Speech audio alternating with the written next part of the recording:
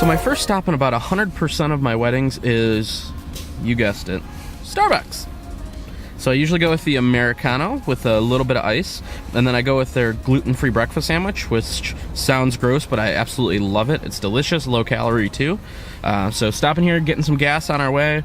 It's 8 o'clock on the dot. We have to be there at 9, so we are right on time. Just arrived at the place where the bride and groom are staying, and where the bride's getting ready. Everybody's getting ready. What I do is so when I get to a wedding, I try to get there a half hour early. So if I say that I'm going to be there at 8:30, I usually get there about 8. And that time is based on when the girls start getting ready. So let's say the girls are getting ready at 8:30. That's when hair and makeup starts at 8:30. I'll tell them, yeah, I'll be there around 9, and I'll get here at 8:30, whenever they're going to start. So today, they asked that I come between 9 and 9:30, but with the roads, I'm here about an hour early. So I'll go in, and it's just a nice way for the customer to be like, wow, he's above and beyond. I shoot from first curl to last dance, so I'm there when the girls get ready all the way till the end of the night, so I can tell that complete story.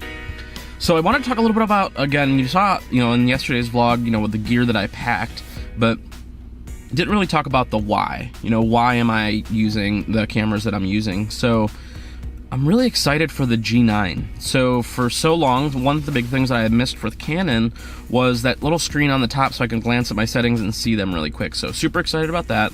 The viewfinder on the G9 is just freaking amazing. So also really, really excited about that. And then the dual SD card slots, having that backup for JPEGs on that second card, so I don't have to worry about losing them. So those are probably my 3 favorite things that I'm most excited about with the G9. And then I'm using the GH5 as my backup camera, as well as the vlogging camera today. So those are those 2 main bodies. And the reason that, one of each is I really like how the GH5 feels. I've had it in my hand for a little bit longer. So the G9, I'm still trying to learn. I'm more comfortable with the GH5 at this point than the G9. But the GH5 is actually a really, really good still camera. There's friends of mine that are shooting weddings with just the two GH5s. It's a great contender. It's a great camera, but that's kind of why I'm using those two. Also, I'm a big prime guy. I like zooming with my feet. I like the shallow depth of field. I like the prime, so that's why I have the 25 and the 42.5. And then the 12 to 60 zoom is it's a really nice mid-range zoom. I have the reach. It's wide enough for when I need it, but I feel like I'm, rambling now, but I just kind of want to give you the idea of what my thought process is going into the day. I don't light the getting ready unless I absolutely have to, but what I'm looking for is just the bride connecting with her groom, her bridesmaids, and the groom connecting with his groomsmen, and just snapping off those frames that kind of start to tell that story. This is like the base of the story, so, I'll get a picture of the hotel with the snow, I'll, get a picture of their room number, kind of leading into telling that story. Let's go. So we just finished getting ready. A couple things that I absolutely love about the G9 is when you hit the back button, I guess I just didn't realize this if the GH5 did have it, but they have this setting where you hit the center button and it goes back to the center, but then it jumps back to where it was. So if I'm focusing on, like, let's say the bride, getting ready in the center, and I'm focused on her, I can press that button and come back to the center to grab something else, or then back out to grab her.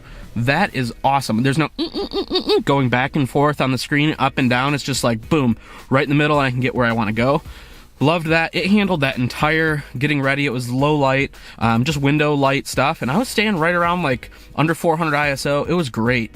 And I also love that when you hit the ISO button, right on the screen, I can limit the ISO. So that way we're in a lower light setting.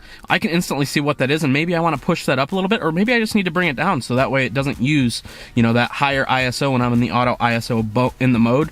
So I'm loving shooting this camera. This little dial on the top has been amazing. It's made it so much easier for me to see what my settings are right away and dial everything in.